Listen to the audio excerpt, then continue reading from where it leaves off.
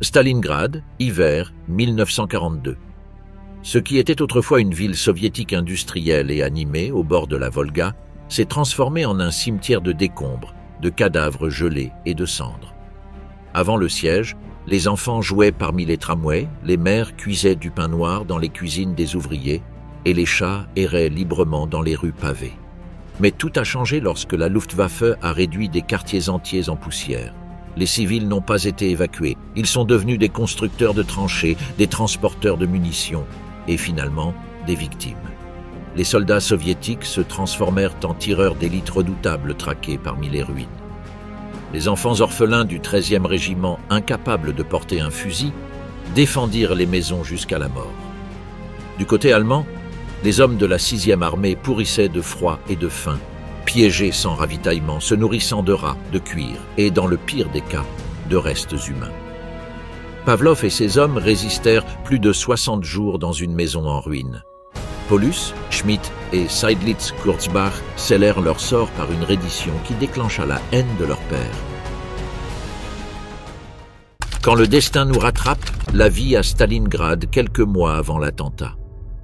Stalingrad, située sur les rives de la Volga, était l'une des villes industrielles les plus importantes de l'Union soviétique en 1942. Avec une population estimée à plus de 600 000 habitants avant le siège, elle jouait un rôle clé dans la production de machines lourdes, notamment dans l'industrie des chars et des tracteurs, avec des usines telles que l'usine de tracteurs de Stalingrad et l'usine métallurgique d'Octobre Rouge. Le nom de la ville n'est pas le fruit du hasard. Il symbolise la puissance industrielle soviétique et le modèle urbain promu par la planification communiste. Les rues principales étaient bordées de bâtiments en béton standardisés, tandis que les quartiers ouvriers s'étendaient vers les rives de la Volga. Les transports en commun, tramways et bus fonctionnaient régulièrement, et les marchés locaux proposaient des produits de première nécessité en quantité limitée mais constante grâce au système de distribution publique. La vie quotidienne n'était pourtant pas facile, même avant le début de la guerre. Les pénuries de biens de consommation étaient monnaie courante dans de nombreuses villes soviétiques. La technologie progressait, stimulée par les besoins de la guerre et le contrôle démographique, mais la qualité de vie de la population civile était très arriérée et de nombreux quartiers de la ville manquaient de tout à l'égout ou d'autres mesures sanitaires, pourtant déjà rudimentaires en Europe. À Stalingrad, la population s'adapta à une vie de sacrifice, avec de longues files d'attente pour le pain, des problèmes récurrents de chauffage en hiver et une surveillance politique constante exercée par l'appareil d'État. Malgré cela, la ville conserva une vie sociale et culturelle active. Des cinémas, des écoles, des bibliothèques et des théâtres qui proposaient des spectacles en accord avec l'idéologie du parti.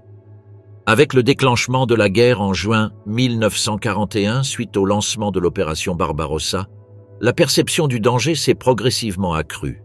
Une partie de la propagande communiste a porté ses fruits, et la population civile ne croyait pas que les Allemands puissent facilement pénétrer dans les zones urbaines. Cependant, les autorités locales ont commencé à mettre en œuvre des mesures de défense civile. Des exercices de raids aériens ont été organisés, des fossés anti-chars ont été creusés en périphérie urbaine et des milices populaires ont été constituées avec des ouvriers et des étudiants. Parallèlement, les usines ont intensifié leur production, réorganisant les chaînes de montage pour répondre aux besoins du front. Cela a commencé à alerter la population qui ne voyait plus les bâtiments en béton. Au pays, de nombreuses familles furent séparées. Les hommes en âge de servir furent mobilisés dans l'armée rouge et certains ouvriers qualifiés furent envoyés dans d'autres régions pour renforcer la production de guerre, notamment de chars et d'armes.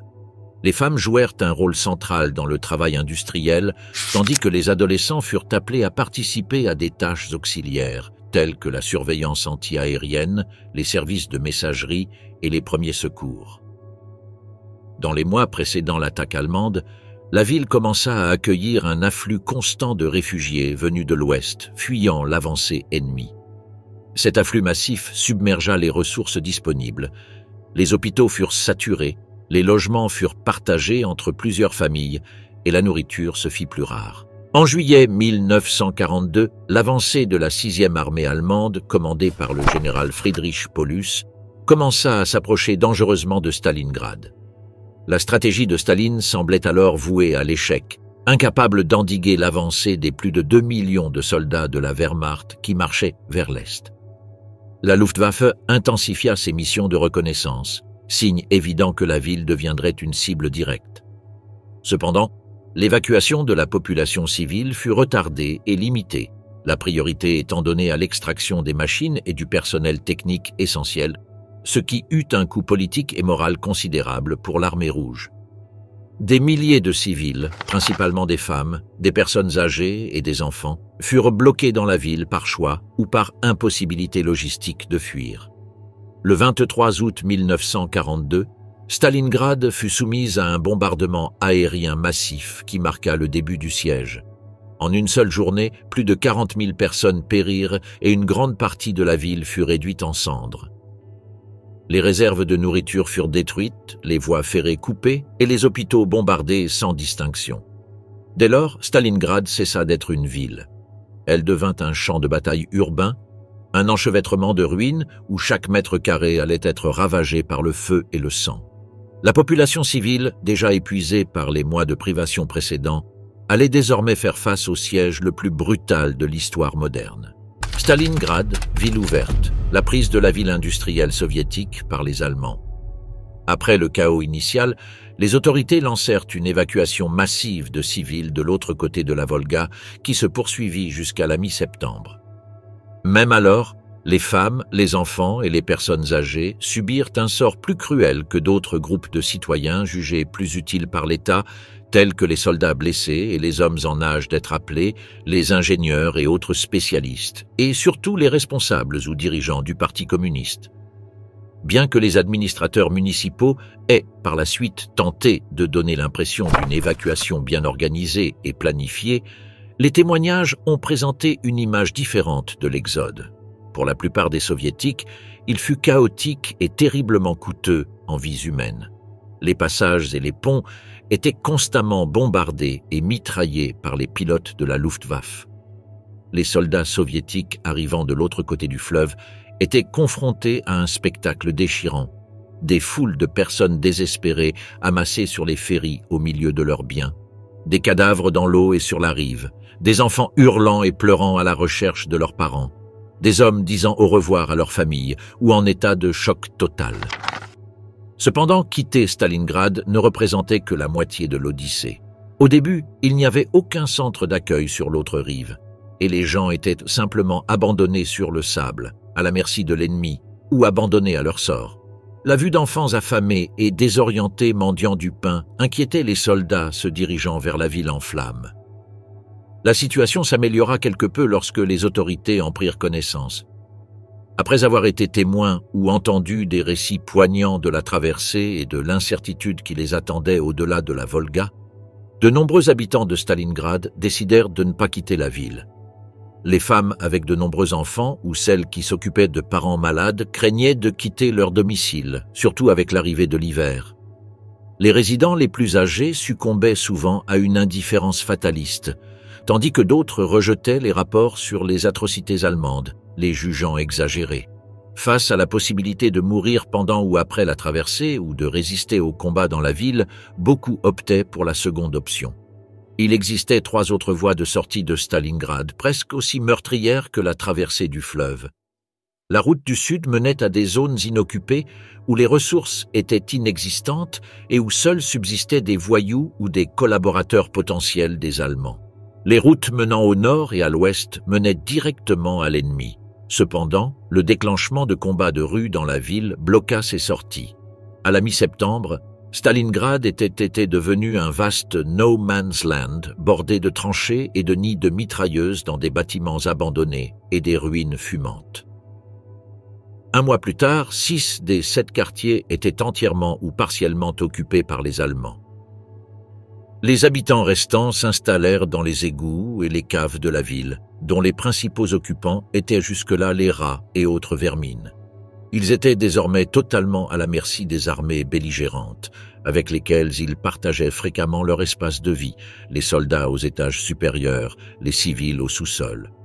Les 2 camps les utilisaient parfois pour des tâches domestiques, comme la cuisine, la lessive et les soins aux blessés. Ceux qui vivaient directement sur la ligne de front ou en territoire adjacent devaient souvent trouver de nouveaux abris, se déplaçant d'un endroit à l'autre avec leurs maigres biens. Dans la misère des ruines de Stalingrad, privée de vivres essentiels, la population civile dut s'adapter rapidement à l'hostilité persistante de son nouvel environnement. Les familles s'unirent pour assurer la survie des autres, adaptant leurs habitudes alimentaires du jour à la nuit et s'habillant de manière à se rendre moins visibles au milieu des ruines. Des jeunes femmes et des filles tentèrent de tromper leurs voisins armés ou les soldats des deux camps en se rasant la tête et en feignant des maladies contagieuses. Les enfants de Stalingrad se souviennent d'avoir été contraints de porter plusieurs couches de vêtements épais, même les jours les plus chauds, pour se protéger des dangers extérieurs.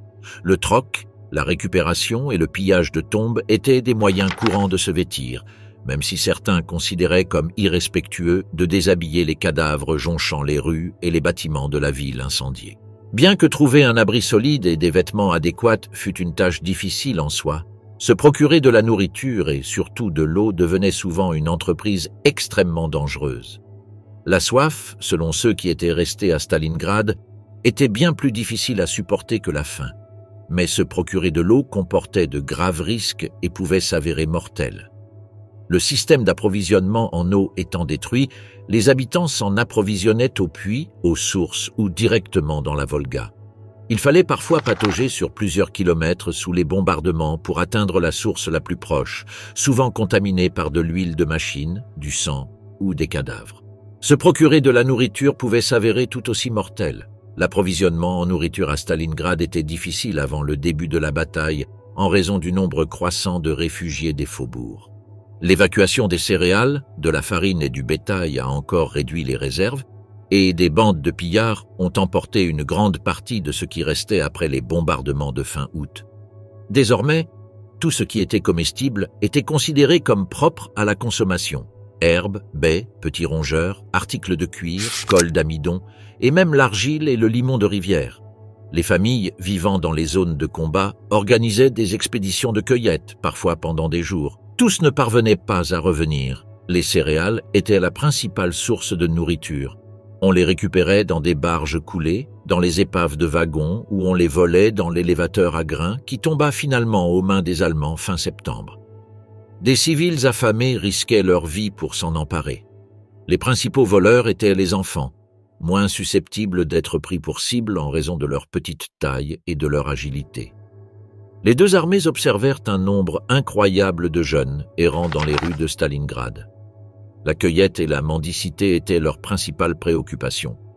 Du fait de leur jeune âge, ils remplissaient souvent ces rôles traditionnellement réservés aux adultes mieux que leurs aînés, notamment lorsqu'il s'agissait de nouer des relations avec les soldats. Ils avaient tendance à moins susciter la suspicion et la pitié des hommes qui se souvenaient encore de leurs fils ou de leurs jeunes frères. Sous les bombardements intensifs, les jeunes hommes se frayaient un chemin jusqu'aux cuisines de campagne de l'armée rouge, où ils pouvaient se procurer de la nourriture. Parfois, les soldats ennemis prenaient également pitié des jeunes mendiants, mais tout aussi souvent, ils s'amusaient à effrayer les enfants avec des fusils et des cris, ou à leur jeter des friandises et à rire en se disputant par terre. Alors que la bataille s'éternisait, l'ennemi commença à rivaliser avec la population civile pour la nourriture et les vêtements. Parfois, il se battait littéralement avec les femmes et les enfants pour des provisions ou des couvertures. Des témoins décrivent les soldats ennemis comme des sauvages qui prenaient tout ce qu'ils trouvaient. Cela dit, les altercations avec les soldats soviétiques n'étaient pas rares, que ce soit pour des questions de nourriture ou de méfiance. Aucun camp ne put résister à l'envie de considérer les civils comme des ressources utiles. Bientôt, ils furent employés comme saboteurs, espions, messagers ou auxiliaires, aidant à débarrasser la zone des cadavres en décomposition ou à puiser de l'eau à la rivière. Que ce soit sous la contrainte de leur plein gré ou par nécessité, les non-combattants s'exposèrent à un grand danger, les soldats des deux camps ayant reçu l'ordre de tirer sur quiconque franchissait la ligne de front. La peur des saboteurs et des espions fut l'une des raisons pour lesquelles, à la mi-octobre, les Allemands et les Soviétiques lancèrent une évacuation massive des civils de leur zone d'opération. Après avoir occupé la majeure partie de Stalingrad, les Allemands se retrouvèrent à la tête d'1/4 million d'habitants locaux qui devaient être évacués de la zone de combat. La suite s'inscrivait parfaitement dans la lignée des précédents ordres d'Hitler de dépeupler Stalingrad par la déportation et le meurtre. L'opération devint rapidement brutale et causa de profondes souffrances. Chaque jour, jusqu'à 10 000 habitants de Stalingrad étaient conduits vers l'ouest, où ils étaient abandonnés à leur sort, parqués dans des camps sans provisions ou recrutés de force pour le travail forcé. Certains parvinrent à s'échapper et à regagner la ville. À la fin de l'année, il ne restait plus que 15 000 civils dans la zone de Stalingrad occupée par les Allemands. Les non-combattants représentaient également un obstacle pour les forces soviétiques. Ceux qui restaient dans la ville entravaient les opérations militaires, errant parmi les décombres à la recherche de nourriture et pouvant être utilisés par l'ennemi pour recueillir des renseignements. Afin de minimiser les risques, l'armée reçut l'ordre d'arrêter et d'évacuer tous les civils de la zone. Tous ne furent pas laissés seuls. Craignant ce qui les attendait sur la rive est désolée de la Volga, ils supplièrent les troupes de les laisser tranquilles. Certains durent être conduits à pied jusqu'au bac avec une escorte armée. Cependant, les efforts de l'armée ne furent que partiellement efficaces. Si beaucoup furent évacués, certains ne traversèrent jamais le fleuve et finirent par vivre dans les abris aménagés sur la rive ouest. D'autres se rendirent utiles. Ceux qui connaissèrent bien Stalingrad, notamment son réseau d'égouts, et pouvaient servir de guide, étaient considérés comme particulièrement précieux. Cependant, même si la société civile soviétique s'était adaptée à ces conditions de vie inhumaines, les ressources diminuaient de jour en jour, l'hiver approchait et le pire restait à venir. Le regard vers l'abîme, conditions inhumaines, consommation animale et cannibalisme pendant la bataille de Stalingrad. À la fin de 1942, la chaîne d'approvisionnement était complètement effondrée. Les réserves alimentaires, déjà limitées avant l'attaque, furent en grande partie détruites par les premiers bombardements. Les entrepôts municipaux, les boulangeries et les centres de distribution furent touchés par les bombes allemandes ou tombèrent sous le contrôle des unités de la Wehrmacht qui avançaient sur la ville. Les premiers signes de la crise alimentaire apparurent quelques semaines après le début du siège, lorsque les rations militaires furent distribuées principalement aux unités de l'armée rouge, tandis que les civils devaient survivre avec ce qu'ils trouvaient. Racines, écorces d'arbres, restes calcinés de nourriture ou déchets dangereux parmi les ruines. Nombre d'entre eux commencèrent à élever des pigeons, des rats ou des chiens comme source alternative de protéines. On rapporta des cas de personnes faisant bouillir le cuir de ceinture, de chaussures et de valises pour tenter de se nourrir de ce qui était immangeable. Un autre aliment courant était la soupe aux épluchures de pommes de terre ou aux pelures d'oignons rationnées par les familles cachées. Mais dès novembre, les animaux domestiques, souvent abandonnés ou errants, commencèrent à disparaître progressivement. Les chats, initialement respectés pour leur capacité à contrôler les rats, furent finalement chassés, tout comme les chiens et les oiseaux sauvages. Autour de certains abris, on retrouva des os bouillis, des restes cuits au feu et des peaux suspendues pour sécher. Des sources documentaires soviétiques et des rapports médicaux militaires confirment l'apparition de cas de famine grave, de scorbut et de maladies gastro-intestinales causées par la consommation d'aliments contaminés ou impropres à la consommation. À l'approche de l'hiver, la famine atteignit des proportions extrêmes. La Volga, qui servait de voie de ravitaillement à la garnison soviétique de l'autre côté de la ville, gela en novembre 1942, rendant les transports encore plus difficiles. Les radeaux transportant des munitions et évacuant les blessés étaient des cibles constantes de l'artillerie allemande. Dans ces conditions, les chances de ravitailler les civils étaient pratiquement nulles. Dans ce contexte, des comportements désespérés ont émergé. Le pillage des cadavres est devenu une pratique courante, non seulement pour se procurer des vêtements ou des effets personnels, mais aussi pour profiter des restes de nourriture trouvés parmi leurs vêtements ou leurs sacs à dos. Des rapports du NKVD, la police secrète soviétique, ont documenté l'arrestation d'individus accusés de profaner des cadavres pour se nourrir. Le cannibalisme, bien que officiellement nié pendant le conflit, a été confirmé ultérieurement par des documents déclassifiés et des témoignages. Des cas isolés ont été signalés dans des sous-sols où plusieurs familles vivaient ensemble, dans des hôpitaux de fortune sans provision ou parmi des enfants orphelins abandonnés. Le code pénal soviétique prévoyait la peine de mort pour ceux qui se livraient à cette pratique, mais dans de nombreux cas, les autorités fermèrent les yeux sur une réalité qui dépassait tout contrôle.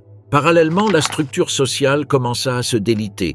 La solidarité initiale s'éroda au fil des semaines. Les liens familiaux, les normes morales et les structures collectives s'affaiblirent face à l'instinct de survie. Certains civils livrèrent leurs dernières provisions aux soldats au combat, d'autres s'organisèrent en petits groupes pour partager le peu qu'ils possédaient. Mais il y eut aussi ceux qui cachèrent de la nourriture, trahirent leurs voisins ou laissèrent mourir les plus faibles pour prolonger leur propre vie. L'écosystème naturel et social qui s'autorégulait s'est effondré. Il n'y avait plus de chats ni de chiens transformés en soupe. Des animaux plus insaisissables comme les rats et les souris sont alors devenus, avec les nazis, un autre ennemi. Outre les maladies qu'ils pouvaient transmettre aux habitants de la ville, ce qui était leur moindre souci à l'époque, les souris pouvaient manger le peu de céréales restantes ou tout autre aliment, devenant ainsi une petite force de protection naturelle. À ce sujet, il existe une histoire à la fois légendaire et réelle. Le couloir de ravitaillement était contrôlé par l'armée rouge, dont l'objectif principal était de conserver la ville. Certains historiens affirment que le service sanitaire de l'État a trouvé le moyen de remplir un train de chats sibériens envoyé vers Stalingrad. L'objectif était clair, éliminer les rongeurs qui se reproduisaient rapidement, se nourrissant des cadavres gelés dans les rues et de la rareté de la nourriture disponible pour la population et les troupes. Les chats ont rapidement maîtrisé la population de rongeurs, permettant à la population, grâce à l'expulsion des nazis, de reconstruire progressivement sa vie et la ville. Néanmoins, l'hiver 1942-1443 fut l'un des plus rigoureux de mémoire d'homme. Les températures descendirent en dessous de -30 degrés Celsius et le manque de bois de chauffage, d'électricité et de combustible causa la mort de milliers de personnes, affamées dans leurs abris. Des maladies respiratoires comme la pneumonie et la bronchite se propagèrent sans contrôle. Les hôpitaux, manquant de médicaments et de personnel, se limitèrent à fournir abris et réconfort. De nombreux médecins et infirmières périrent aux côtés de leurs patients. Malgré tout, la ville ne capitula pas. La résistance soviétique, soutenue par des renforts traversant la Volga chaque nuit, continua de se défendre mètre par mètre. Et les civils, bien qu'invisibles dans de nombreux récits militaires, participèrent activement à cette résistance. Ils cuisinaient, creusaient des tranchées, construisaient des fortifications avec des briques extraites des décombres, soignaient les blessés ou survivaient tout simplement. Leur résistance silencieuse fut aussi décisive que celle des soldats armés de fusils. Le siège de Stalingrad ne fut pas seulement une bataille militaire, c'était aussi un combat pour la dignité humaine face à l'effondrement de toute civilisation. Petits grands héros, les enfants soldats du 13e régiment soviétique. Lors de la défense de Stalingrad, la frontière entre l'enfance et l'âge adulte s'est rapidement estompée. La ville étant assiégée et les structures civiles en ruine, des milliers d'enfants se sont retrouvés piégés dans une situation sans refuge ni protection. Certains avaient perdu leurs parents lors des premiers bombardements, d'autres avaient été partiellement évacués, abandonnés sur les rives de la Volga ou simplement oubliés dans la confusion de la retraite. Beaucoup d'autres, toujours accompagnés de leurs familles, étaient confrontés quotidiennement à la faim, au froid et à une violence sans précédent. Dans ce contexte, la figure de l'enfant soldat est apparue non pas comme un phénomène planifié, mais comme une conséquence directe de l'effondrement de l'environnement. L'Union soviétique, qui, dès les premières années de la Révolution, avait encouragé la participation des jeunes aux tâches de l'État par le biais d'organisations telles que les Pionniers et le Komsomol, comptait déjà une génération d'adolescents idéologiquement formés, disciplinés et engagés dans la défense de la patrie. Lorsque la bataille devint urbaine et que les unités de l'armée rouge furent contraintes de défendre bâtiment par bâtiment, ces jeunes hommes commencèrent à être intégrés, formellement ou informellement, à des rôles de soutien. Au début, ils furent utilisés comme messagers, guetteurs ou ambulanciers. Mais bientôt, en raison du taux de mortalité élevé des combats, nombre d'entre eux prirent les armes et participèrent activement au combat. L'un des cas les plus connus est celui du 13e régiment de fusiliers de la garde, qui participa au combat pour le district Stalingrad central à partir de septembre 1942. Ce régiment légendaire, que beaucoup qualifient exagérément de bataillon qui teint Stalingrad, entra dans la ville avec 10 000 soldats et, à la fin de la bataille, il n'en comptait plus que 300.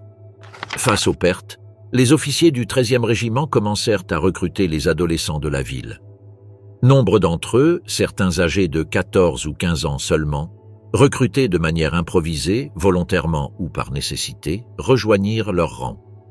Des documents des archives du ministère soviétique de la Défense mentionnent des jeunes comme Valentin Kotik, qui participa à des missions de sabotage à seulement 14 ans, ou Misha Panikaka, une jeune recrue d'à peine 17 ans devenue un symbole de la résistance après s'être immolée par le feu avec une bouteille incendiaire pour stopper un char allemand. Bien que leur récit ait été utilisé ultérieurement à des fins de propagande, leur participation était réelle et leur sacrifice authentique. Les enfants du 13e régiment n'étaient pas des cas isolés. Dans diverses unités, tant dans l'armée que dans les milices populaires, on trouvait des traces de mineurs combattant comme tireurs d'élite, chargeurs de munitions ou fusiliers. Nombre d'entre eux ne savaient pas tirer correctement et n'avaient pas la force de résister au recul d'un fusil Mosin-Nagant. Mais leur commandant savait qu'il ne pouvait se passer de leurs mains. Les conditions de combat n'offraient aucun répit. Les affrontements se déroulaient à courte distance, dans des couloirs sombres, des cages d'escalier défoncées et des sous-sols inondés. Les enfants étaient envoyés explorer des zones en ruine, poser des explosifs dans des structures occupées par l'ennemi ou escalader les ruines d'immeubles pour servir d'observateurs. Dans bien des cas, leur légèreté et leur agilité leur permettaient de se déplacer dans des espaces inaccessibles aux adultes. Le cas du 13e régiment est resté dans les mémoires comme un exemple de cet effort collectif impliquant civils et soldats. Sa défense du quartier central contre l'avancée des unités blindées allemandes a contribué à maintenir une ligne critique qui a empêché l'effondrement total de la ville. La participation de ces combattants, dont des adolescents, a été reconnue après la guerre par des décorations et des mentions honorables. Mais au-delà des médailles et des noms préservés, il reste les milliers d'enfants anonymes qui ont pris les armes trop tôt. Des enfants qui n'ont connu aucune autre vie que la guerre, des enfants qui, dans les ruines de Stalingrad, ont laissé leur enfance derrière eux pour toujours. Cependant, le recrutement d'enfants et d'adolescents n'est pas la principale raison pour laquelle le 13e régiment est entré dans l'histoire, mais parce que ces derniers combattants ont participé à l'une des histoires les plus marquantes de la résistance de la bataille de Stalingrad. Un épisode connu sous le nom de « Maison de Pavlov ». La maison de Pavlov, la forteresse des hommes éveillés, le bastion de la reconquête de Stalingrad. Au cœur de Stalingrad, à un carrefour stratégique face à la place du 9 janvier, se dressait un immeuble de 4 étages. Construit dans les années 1930 dans le cadre des plans d'urbanisme soviétiques, il était l'un des nombreux. Mais durant les mois les plus durs du siège, ce bâtiment devint une légende. Ce que l'histoire retiendra comme la maison de Pavlov resta pendant 58 jours un bastion imprenable au cœur de l'enfer. Tout commença fin septembre 1942 lorsqu'un peloton de reconnaissance du 7e peloton de la 42e division du 13e régiment de fusiliers de la garde, commandé par le sergent Yakov Pavlov, reçut l'ordre de prendre position dans le bâtiment occupé par les troupes allemandes. Accompagné d'un petit groupe de soldats, Pavlov organisa un assaut rapide et parvint à déloger l'ennemi du site. Peu après, des renforts arrivèrent et les préparatifs de défense commencèrent. S'ensuivit une résistance acharnée et prolongée. Le bâtiment, situé sur un point d'observation élevé, offrait une vue directe sur la Volga et un contrôle tactique crucial sur l'une des principales avenues de la ville. La Wehrmacht tenta à plusieurs reprises de s'en emparer, utilisant l'infanterie, l'artillerie lourde et des unités blindées. Mais chaque tentative fut repoussée avec acharnement. Le détachement de défense, composé d'une trentaine de soldats soviétiques, transforma le bâtiment en forteresse. Les fenêtres furent condamnées avec des sacs de sable. Les murs intérieurs furent perforés pour permettre le passage entre les pièces sans s'exposer aux tirs ennemis. Des mitrailleuses furent installées sur plusieurs niveaux et des mines furent posées aux entrées principales. Le commandement opérationnel fut assuré par le lieutenant Ivan Afanassiev, bien que le bâtiment soit plus tard baptisé en l'honneur de Pavlov pour son rôle initial et symbolique. Le général Vassili Tchoïkov, commandant de la 62e armée soviétique, déclarera ironiquement « Les Allemands ont perdu plus d'hommes lors de la prise de la maison de Pavlov que lors de la conquête de Paris. » Les défenseurs résistèrent près de 2 mois, de fin septembre à fin novembre, isolés, sous un feu constant, incapables d'abandonner leur position ou de recevoir un ravitaillement régulier. La nuit, de petits groupes traversèrent les rues dévastées sous les tirs pour apporter de l'eau ou des munitions des lignes soviétiques.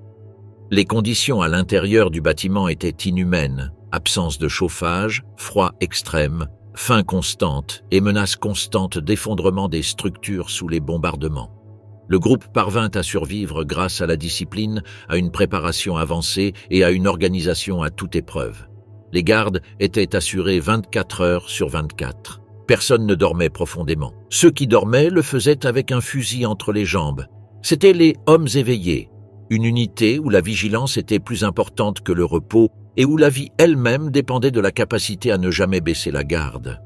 La maison Pavlov résista pendant toute la phase critique du siège. Sa défense avait une valeur non seulement symbolique, mais aussi stratégique. Grâce à ce bastion emblématique, le contrôle allemand sur le centre de Stalingrad resta incomplet, permettant aux forces soviétiques de conserver un corridor vers la Volga. De plus, sa position entravait l'avancée des chars ennemis, contraints de manœuvrer dans des rues encombrées sous le feu constant des tireurs d'élite et de l'artillerie légère. Après la contre-offensive soviétique lancée le 19 novembre 1942, qui encercla la 6e armée allemande lors de l'opération Uranus, la pression sur le bâtiment s'est atténuée. Finalement, à la fin du mois, le siège de la maison Pavlov fut levé et les survivants furent relevés. Parmi la trentaine de défenseurs initiaux, certains périrent pendant la défense, les survivants furent décorés. Yakov Pavlov fut nommé héros de l'Union soviétique et son nom resta à jamais associé à cet acte de résistance extrême. Après la guerre, le bâtiment fut reconstruit et transformé en monument. Aujourd'hui, dans la ville rebaptisée Volgograd, une inscription sur sa façade commémore ceux qui y résistèrent, non seulement comme soldats, mais aussi comme symbole de la volonté collective d'un peuple qui refusa de se rendre. La maison Pavlov représente l'âme de la résistance à Stalingrad, une simple structure faite de briques et de béton, transformée par la nécessité et la détermination humaine en une forteresse indestructible. Ce ne sont ni la technologie ni la stratégie qui ont sauvé cette position. C'était la résistance désespérée de quelques hommes et femmes qui avaient choisi de ne pas céder un seul mètre. Ni un étage, ni une seule fenêtre. Un coup de feu dans le noir, les hommes les plus dangereux de Stalingrad, les tireurs d'élite soviétique. Et en parlant de fenêtres, ces ouvertures signifièrent souvent une mort instantanée pour ceux qui sortaient la tête ou couraient parmi les ruines de la ville. Car dans l'obscurité, tapis, des prédateurs traquèrent les Allemands comme des chats traquent des rats en ville. Nous parlons de tireurs d'élite soviétique, des hommes et des femmes capables de tirer avec précision même dans les moments les plus tendus. Durant le rude hiver de 1942, au cœur brisé d'une ville en ruine, une bataille acharnée faisait rage.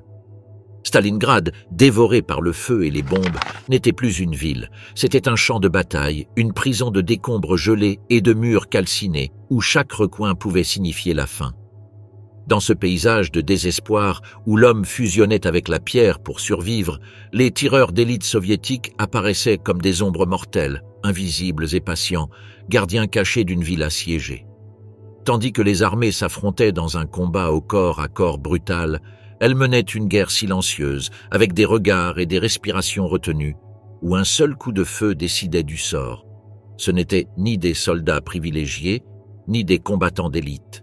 Et la plupart du temps, ils n'avaient même pas accès à des armes en bon état ou contemporaines pour leur époque. Nombre d'entre eux utilisaient des fusils Mosin Nagant à verrou dotés d'optiques archaïques, des armes transmises de main en main qui peinaient à maintenir leur précision dans la rouille et le froid. Leurs uniformes étaient des haillons gelés, leurs mains écorchées par le vent glacial de la Volga. Leur nourriture était rare et leur sommeil un luxe dangereux. Au cœur d'une ville qui ne respirait plus, chaque toit brisé, chaque brèche dans un mur effondré pouvait abriter le regard exercé d'un tireur d'élite soviétique, patient avec la patience d'un prédateur ancestral. Ses griffes étaient peut-être un peu émoussées, mais son instinct animal était implacable. Ce qui rendait ces hommes et ces femmes redoutables n'était pas seulement leur adresse au tir, mais leur détermination sans faille. Ils tiraient non par instinct, mais par calcul. Ils tuaient non par fureur, mais par nécessité. Leur tâche ne consistait pas seulement à éliminer les ennemis, il s'agissait de semer la peur, de perturber la machine du siège allemand, de miner lentement le moral de l'ennemi. Ils savaient que chaque tir comptait. Une erreur pouvait trahir leur position et entraîner leur mort immédiate. C'est pourquoi ils se camouflaient parmi les cadavres gelés, cachés sous des planches et des briques, respirant la terre et la poudre. Ils restaient immobiles des heures, voire des jours, attendant la moindre erreur de l'ennemi. Et lorsqu'elle survenait, ils appuyaient sur la détente avec une précision quasi rituelle, comme si chaque tir était une sentence divine prononcée par la ville elle-même. Parmi eux, l'un d'eux est devenu une légende, Vassili Zaïtsev. Originaire de l'Oural et habitué à la chasse depuis son enfance, Zaïtsev comprenait le langage de la furtivité et de la patience. À Stalingrad, où les règles de la guerre conventionnelle s'effondraient avec les bâtiments, il perfectionna l'art de la chasse à l'homme. On lui attribue plus de 200 victoires confirmées, bien que l'on soupçonne qu'il y en ait eu beaucoup plus. Mais son héritage ne s'arrête pas à ces chiffres. Zaïtsev était un mentor, un professeur et un symbole. Il fonda une école de tireurs d'élite au milieu des ruines, où il enseigna à d'autres soldats l'art du camouflage, de l'observation et de la maîtrise de soi. Il forma ses disciples au cœur de l'enfer, leur apprenant non seulement à survivre, mais aussi à résister avec une précision chirurgicale. Son récit le plus célèbre, bien qu'enveloppé de propagande et de mythes, relate un duel mortel avec un tireur d'élite allemand, soi-disant envoyé pour l'éliminer. Pendant des jours, les deux hommes se traquèrent au milieu des ruines de la ville, deux fantômes mesurant leur ruse et leur courage. Finalement, selon les récits soviétiques, Zaïtsev l'emporta, piégeant son adversaire dans un piège mortel après d'interminables heures de traque. Vraie ou fausse, cette histoire devint une légende, un récit qui enflamma la combativité de soldats épuisés et qui résonne encore aujourd'hui comme un symbole de résilience acharnée face à un ennemi supérieur. Mais Zaïtsev n'était pas seul. Des centaines de tireurs d'élite soviétiques, dont beaucoup étaient de jeunes paysans et chasseurs reconvertis en soldats, ont laissé leur empreinte sur les ruines fumantes de Stalingrad. Étonnamment, une grande partie de ces tireurs d'élite mortels étaient des femmes. Plus de 2000 femmes tireuses d'élite ont servi dans l'armée rouge pendant la guerre, dont beaucoup ont combattu à Stalingrad. Douées de patience, de précision et d'un tempérament féroce, elles ont prouvé que le genre n'avait pas sa place dans une guerre où seule comptait la volonté de résister. Leur adresse au tir est devenue légendaire auprès de leurs ennemis, et leur présence a défié à la fois l'envahisseur et les préjugés d'une époque. Les conditions étaient inhumaines, il n'y avait souvent ni nourriture ni eau, les munitions étaient rationnées et insuffisantes et les bandages rares. Ils dormaient dans des caves inondées, dans les égouts, parmi des cadavres gelés. Ils souffraient de maladies, d'engelures ou de faim. Et pourtant, ils restèrent là, fusils à l'épaule, les yeux dans les yeux, à attendre. Ils savaient que leur rôle n'était pas seulement militaire, mais symbolique. Dans une ville qui semblait vouée à disparaître sous la botte nazie, ils étaient la ligne invisible qui disait encore « Ici, nous résistons ». Les soldats allemands commencèrent bientôt à craindre les rues ouvertes et les fenêtres obscures. Ils savaient que le moindre mouvement pouvait attirer une balle soviétique. Se promener dans Stalingrad était comme une roulette russe. La guerre psychologique initiée par les tireurs d'élite était dévastatrice. Ils forçaient l'ennemi à avancer lentement, à utiliser ressources et temps pour détecter et neutraliser des menaces qui, souvent, avaient déjà changé de position. Dans une guerre d'usure, le temps était une arme, et les tireurs d'élite soviétiques savaient s'en servir. Aujourd'hui, dans les livres d'histoire, leurs noms apparaissent parfois en petits caractères. Mais parmi les ruines de Stalingrad, leur héritage reste gravé dans les fissures des murs, dans les impacts de balles qui marquent encore les façades. Ils étaient les yeux qui ne se fermaient jamais, le tir qui changeait le cours de la bataille, la voix silencieuse d'une ville qui refusait de mourir. Au milieu du grondement assourdissant de l'artillerie et des cris des mourants, ils offraient une autre forme de combat, précis, silencieux, mortel. La victoire soviétique à Stalingrad ne fut pas seulement un exploit tactique ou une question de nombre. Elle fut aussi le fruit d'une résistance incarnée par des individus qui, dans l'ombre, décidèrent de ne pas abandonner. Les snipers étaient la face cachée de cette résistance, invisible mais essentielle. Au milieu de la fumée, du sang et du froid, ils tinrent bon, le doigt sur la gâchette, le regard fixe. Et grâce à eux, l'histoire prit un autre cours. Contre-offensive, les Allemands sont assiégés par la résistance soviétique. Lorsque l'hiver s'abattit de tout son poids sur Stalingrad, ce ne fut pas seulement la neige qui recouvrit les hommes de la 6e armée allemande. C'était le silence de la condamnation. En novembre 1942, avec le début de l'opération Uranus, l'armée rouge resserra son emprise. En quelques jours, plus de 250 000 soldats allemands et roumains se retrouvèrent piégés dans un enfer blanc sans issue. Ce qui avait été une offensive triomphale se transforma en charnier. Les soldats allemands, endurcis par des années de campagne, commencèrent à comprendre que le destin n'avait aucune intention de les ramener au pays. Les vivres, déjà rares avant l'encerclement, disparurent rapidement. La promesse du haut commandement d'un pont aérien, illusion alimentée par des ordres lointains, se révéla une cruelle plaisanterie. Les avions ne transportaient qu'une fraction des besoins. Pendant ce temps, la faim tenaillait les hommes. Au début, ils rationnèrent le pain rassis et les dernières conserves rongées par le gel, souvent en mauvais état. Puis, ils firent bouillir le cuir de leurs bottes, mâchèrent du papier et consommèrent une soupe de fil de fer et d'eau boueuse. Certains mangèrent des rats. D'autres contemplèrent d'un œil vide les carcasses gelées des chevaux, se disputant les morceaux de muscles durcis qui n'avaient pas encore pourri. L'hygiène n'était plus qu'un lointain souvenir. Les positions allemandes étaient noircies, humides et puantes, creusées dans la neige et renforcées de ruines et de corps. Les hommes ne s'étaient pas lavés depuis des semaines, leurs uniformes étaient des haillons raides, infestés de poux qui se multipliaient comme des ombres sous leurs vêtements. Les blessures suppuraient sans traitement. Les bandages étaient réutilisés, tachés de sang séché et de pus. L'odeur de la décomposition imprégnait l'air. À chaque coin de rue, la mort menaçait, dans le regard terne d'un camarade qui ne répondait plus, dans le gémissement étouffé d'un blessé abandonné, dans les pieds noircis par la gangrène. Le froid était un ennemi plus cruel que les soviétiques. Le thermomètre descendait à moins 40 degrés. Les armes gelaient, les lubrifiants se solidifiaient.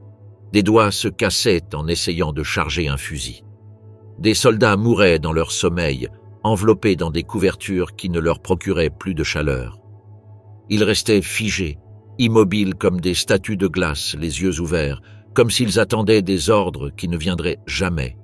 Leur souffle sortait comme la vapeur d'un moteur en panne, mais leur cœur ralentissait progressivement, jusqu'à ce qu'ils ne puissent plus respirer.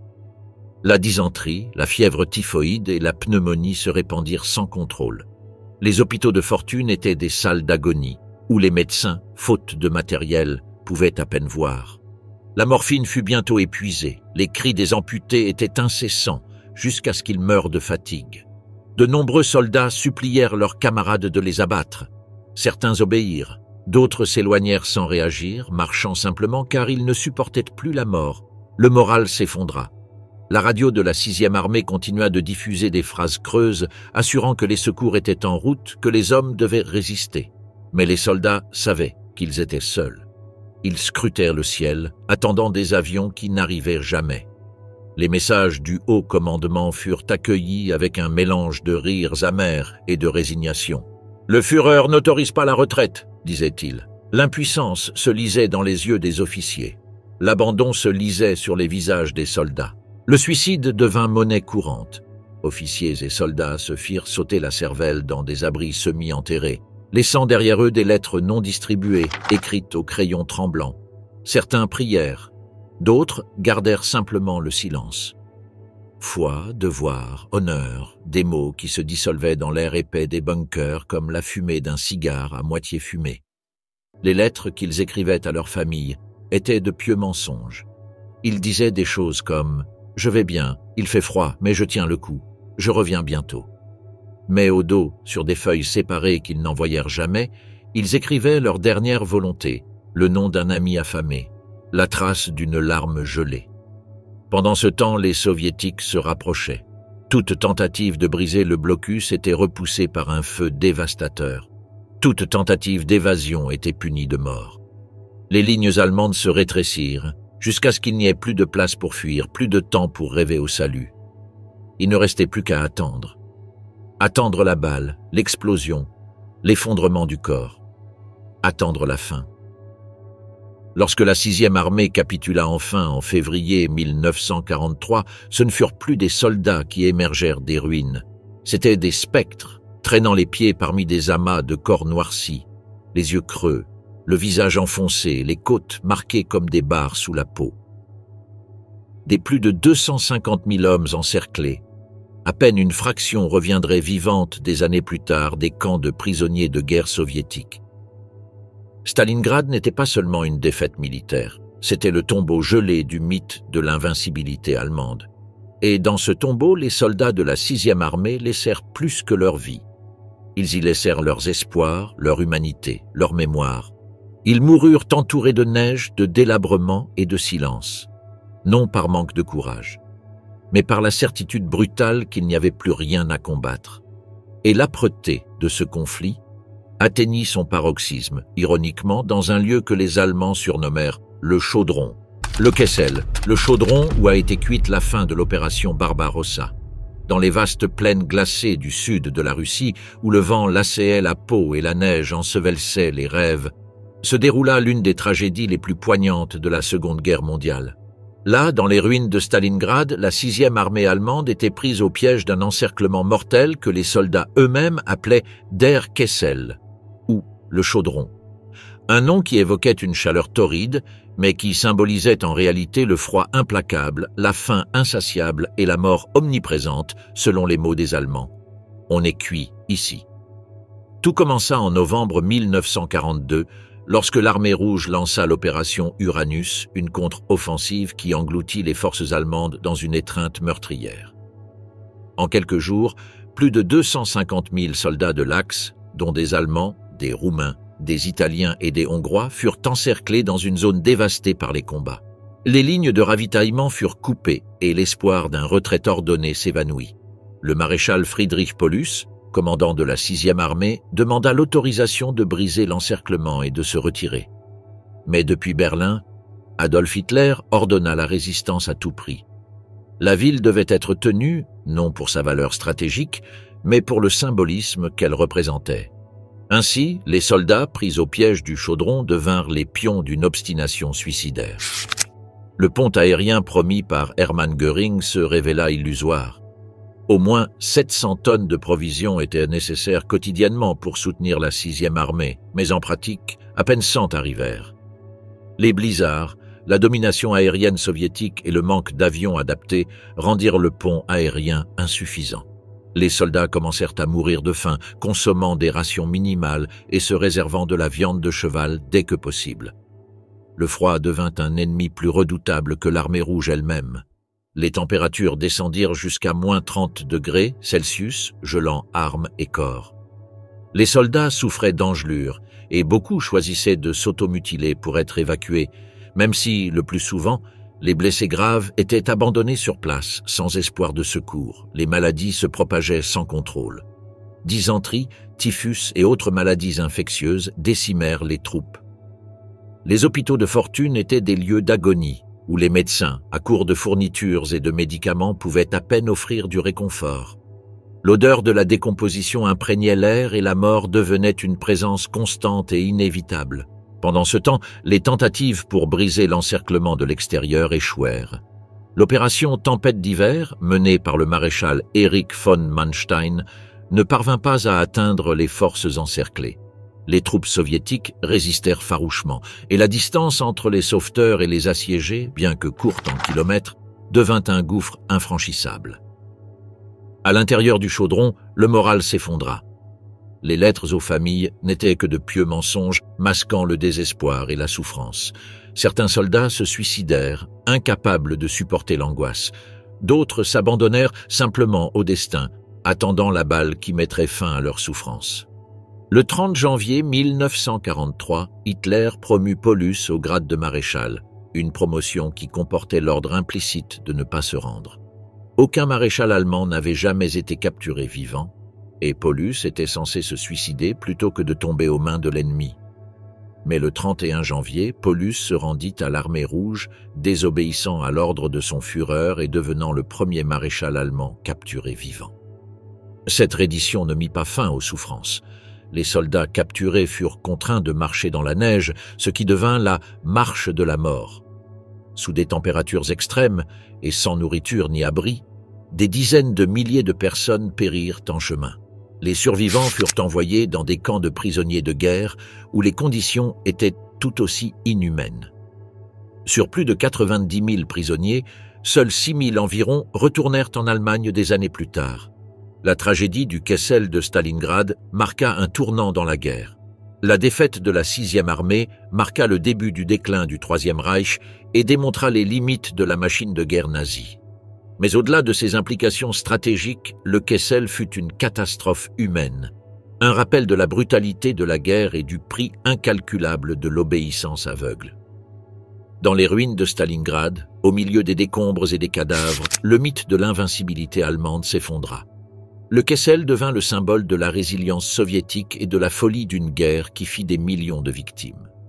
Et, dans la mémoire de l'humanité, le Kessel demeure un sombre témoignage de ce qui arrive lorsque l'ambition débridée et l'indifférence à la vie humaine l'emportent sur la raison et la compassion.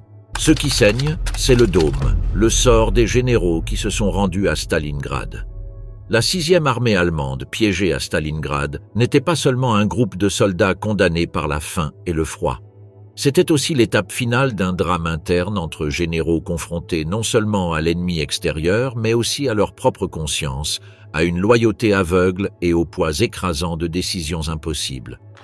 Au sommet de cette structure effondrée se trouvait le maréchal Friedrich Paulus, un homme méticuleux à l'esprit ordonné, plus stratège cartographique que commandant de terrain.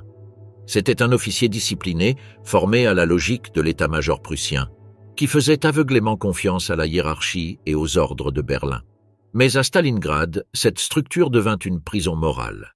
Lorsque l'encerclement soviétique prit fin en novembre 1942, Paulus eut l'occasion d'ordonner une retraite vers l'ouest, de briser le siège tant qu'il en restait le temps, le carburant et la vie. Ses subordonnés les plus expérimentés recommandèrent la fuite, car le déplacement était le seul espoir. Mais depuis Rastenburg, à son quartier général, Adolf Hitler ordonna le contraire, résister, ne pas céder d'un pouce et mourir si nécessaire. Pour Hitler, Stalingrad n'était pas une bataille, c'était un symbole, et les symboles ne s'abandonnent pas, même s'ils coûtent des centaines de milliers de vies. Pourtant, Paulus était là, regardant ces hommes mourir de faim et de froid, voyant le sang bouillir dans le chaudron, et il ne pouvait pas être aussi impitoyable que le Führer. Néanmoins, il resta fidèle au principe du devoir et choisit l'obéissance. À ses côtés se trouvait le général Arthur Schmidt, son chef d'état-major, un officier loyal mais endurci, au caractère inflexible qui soutenait chaque décision de son commandant avec un sang-froid qui contrastait avec le désespoir croissant des soldats. Schmidt était à bien des égards plus hitlérien que Paulus lui-même. Là où le maréchal hésitait, Schmidt imposait la fermeté. Tandis que les hommes mourraient de froid, Schmidt évoquait des plans de contre-attaque impossibles, basés sur des divisions disparues, attendant des renforts qui n'arriveraient jamais. Sa conviction de la supériorité allemande l'aveuglait à l'évidence. Ils étaient encerclés, affaiblis, et chaque jour perdu rapprochait la 6e armée de l'anéantissement total. Mais tous les généraux n'étaient pas prêts à marcher silencieusement vers la mort. L'un d'eux était le général Walter von Seydlitz-Kurzbach, commandant du 13e corps d'armée. Issu d'une famille noble, formée dans la tradition prussienne, Seydlitz représentait ce qui restait d'un corps d'officiers intègres. Face à l'effondrement total du front, il proposa l'impensable, couper les communications avec Berlin et autoriser ses subordonnés à se rendre si les circonstances l'exigeaient. Pour lui, préserver la vie humaine n'était pas une lâcheté, mais une responsabilité. Il était profondément convaincu qu'un bon commandant avait le devoir d'éviter les sacrifices inutiles. Mais le reste de la chaîne de commandement ne partageait pas sa vision et accueillit ses propositions avec froideur et indignation. Personne ne voulait être perçu comme faible ou comme un traître aux yeux d'Hitler. Il fut accusé de déloyauté, ses troupes se retrouvèrent sans soutien et sa relation avec Paulus fut à jamais brisée. En janvier 1943, alors que les vivres et les munitions s'épuisaient et que les soldats transformaient leurs uniformes en bandages, Hitler donna un ultime ordre. Friedrich Paulus serait promu maréchal. En réalité, ce n'était pas une décoration, mais un geste empoisonné. Jamais auparavant un maréchal allemand n'avait été capturé vivant. Le message était donc clair. Paulus devait mourir avant d'être fait prisonnier. C'était une sentence déguisée en honneur, mais Paulus, à ce dernier instant, n'obéit pas. Le 31 janvier, lorsque les Soviétiques prirent d'assaut son bunker de commandement au sous-sol du magasin Univermag, au cœur de la ville détruite, Paulus se rendit. Il se rendit sans résistance, sans discours, sans gloire. Silencieux, tremblant, le regard vide de celui qui a vu s'écrouler tout ce qu'il tenait autrefois. Pour certains, c'était de la lâcheté. Pour d'autres, une étincelle de raison tardive.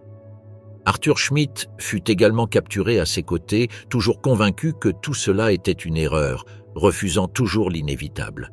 Sa reddition était moins digne, agressive, défensive, comme un homme incapable d'accepter la fin du monde qu'il connaissait. Contrairement à Paulus, resté silencieux pendant des semaines, Schmitt criait après ses ravisseurs, exigeant un traitement officiel, comme s'il exerçait encore une autorité sur quelque chose de plus que sa propre ombre. Seydlitz, quant à lui, avait été capturé peu de temps auparavant. Lorsqu'il comprit que l'Allemagne ne sauverait pas ses hommes et n'assumerait pas la responsabilité de leur tragédie, il prit une décision encore plus radicale. Il rejoignit le Comité national pour une Allemagne libre, une organisation de prisonniers allemands créée par les Soviétiques dans le but de saper le régime nazi. De là, il appela à la reddition des troupes allemandes et à l'insubordination face à Hitler. Son message était clair. L'obéissance aveugle avait conduit au désastre. Il était temps de réfléchir par soi-même. Beaucoup le qualifièrent de traître. D'autres voyaient en lui un homme qui refusait de se rendre complice d'une destruction totale. Après la guerre, les parcours de ces trois hommes ont suivi des chemins divergents et tragiques. Paulus est resté prisonnier en Union soviétique pendant plus de 10 ans. Au fil du temps, il a également collaboré avec les autorités soviétiques, témoigné à Nuremberg contre ses anciens camarades et vécu ses dernières années en Allemagne de l'Est, marqué par la culpabilité, exilé de sa patrie d'origine, oublié de ceux qui l'avaient autrefois glorifié. Il est mort en 1957 dans le lit d'un autre, avec plus de questions que de réponses. Arthur Schmitt, lui aussi libéré par les Soviétiques, a terminé ses jours en Allemagne de l'Ouest dans un silence de plomb, refusant toute autocritique, enfermé dans une version des faits où la défaite n'était jamais de sa responsabilité. Il est mort en 1987, accroché à un passé qui ne voulait plus entendre son nom. Seydlitz, libéré en 1955, retourna dans une Allemagne divisée qui ne savait ni le pardonner ni le comprendre. Il fut déclaré traître par l'État ouest-allemand, expulsé de l'armée et dépouillé de tout honneur. Il mourut en 1976, sans reconnaissance, mais aussi sans repentir. Stalingrad n'a pas seulement brisé des armées, elle a déchiré les âmes de ceux qui détenaient le pouvoir de décider. Dans le silence glacial de cette ville brisée, au milieu des cadavres gelés et des murs criblés de tirs d'artillerie, l'illusion que l'obéissance absolue était une vertu s'est également effondrée. Là, le haut commandement allemand, formé à gagner des batailles sur le papier, a découvert qu'en matière d'humanité, il n'existe pas de manuel infaillible, que le véritable commandement exige du jugement et que parfois, pour préserver l'honneur, il faut avoir le courage de désobéir.